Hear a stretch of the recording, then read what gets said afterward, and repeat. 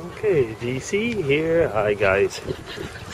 Well, today I'm going to take my time over lunch for answers to SpookyUniversity Alumni number 8.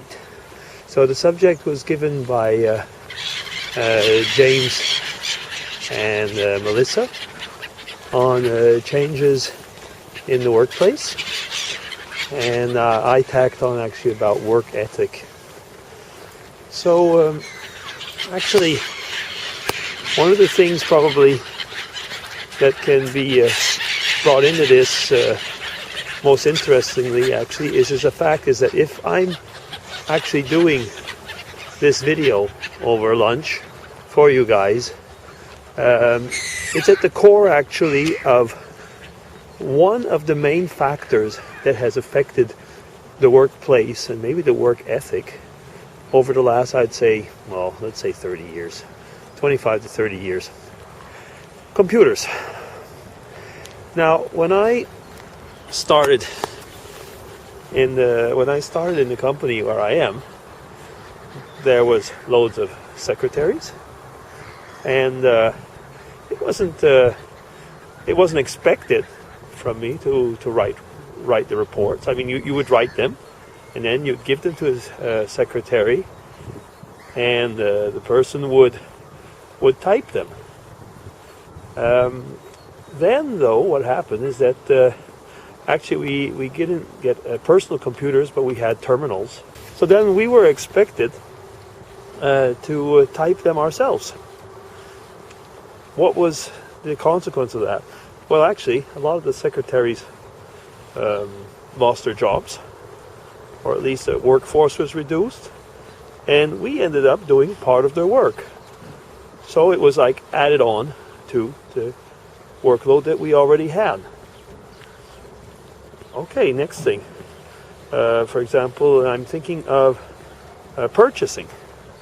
It used to be that all the purchasing orders would be done by employees in the purchasing department.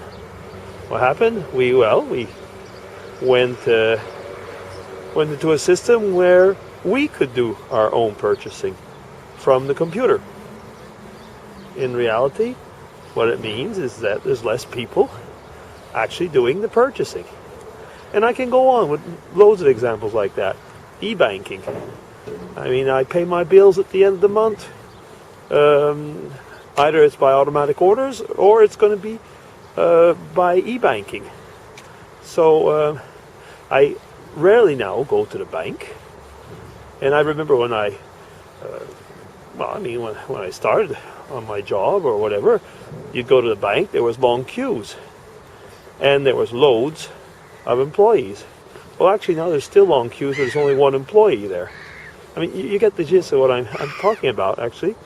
A lot of things have happened over the years where employees were taken away, and the case that I'm bringing actually is very often technology, even though it has created jobs, has added work, at least to us.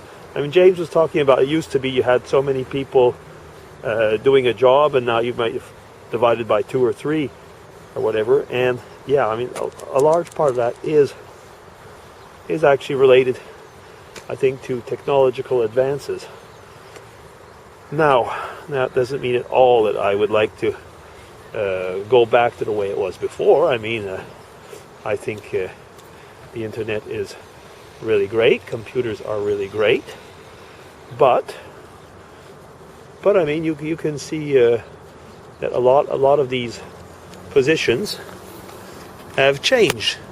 I mean, there is not a need for a lot of positions anymore because it can be done by the computer, but somebody's going to feed in that computer, so we end up doing it ourselves. Okay, that's so much for what I would say a change in technology and so on, and how it has affected the way that we probably work. Now, does that have anything to do with the ethics? Well, yes and no, actually. Because the fact is that the more and more that you are compressing people to do their job. I mean, in the sense of, if you are now doing the work of 3, if you're doing the work of 4, even though you're aided by these technological means, your workload still has advanced. I mean, your workload has certainly augmented, and what that actually means is that you probably have less time to do your job. And by having less time to do your job, very often could mean that you are ready to cut corners. The fact is that the more and more people which are working together as teams, you could expect that it would actually create a very good team spirit and so on. But very often the fact is that because of objective setting and individual bonuses, people start actually working against one another.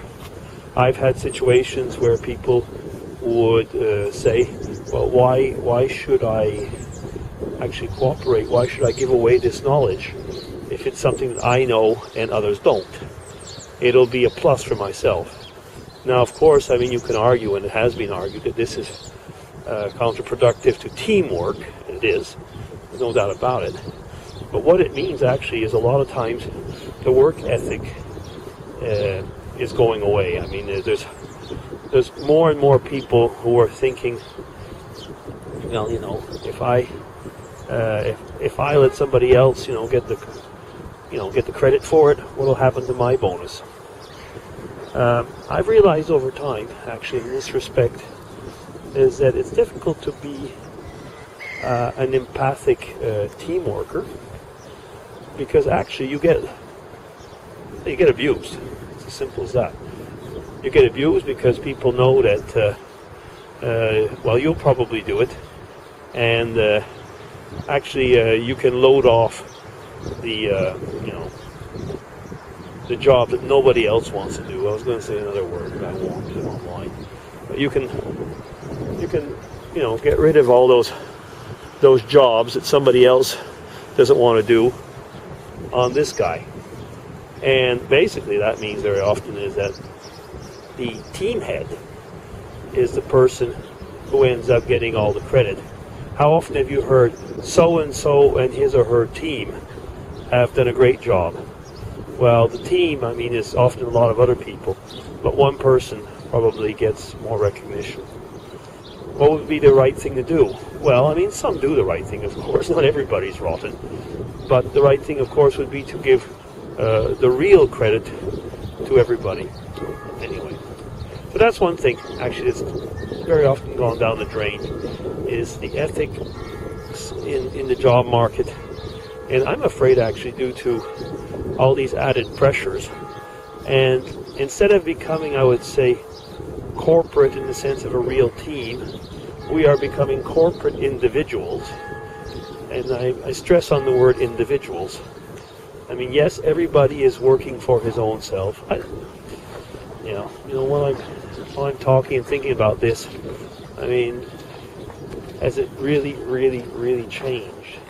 I mean, there's always been bosses that have taken over, that have made it hard. There's always been co-workers that have, been ready to walk on bodies to, get their head on top of everybody else and get that recognition.